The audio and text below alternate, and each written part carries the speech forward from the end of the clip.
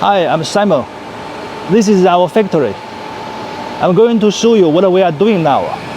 We are making a huge double column machining center, GMC3020. Here the components on ground are the frame of this machine. Let me show you some details. The longest one is the X-axis.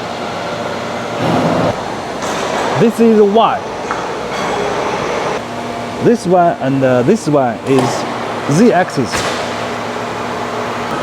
The X travel is 3,200 millimeters. We use the 55 iron linear guideway with 5 blocks on each guideway.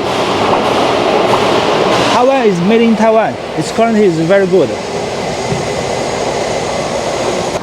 The Y travel is 2,000 millimeters with 2 blocks on each guideway.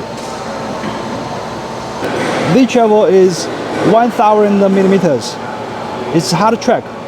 Our team is doing the scraping work on it. Look at the surface.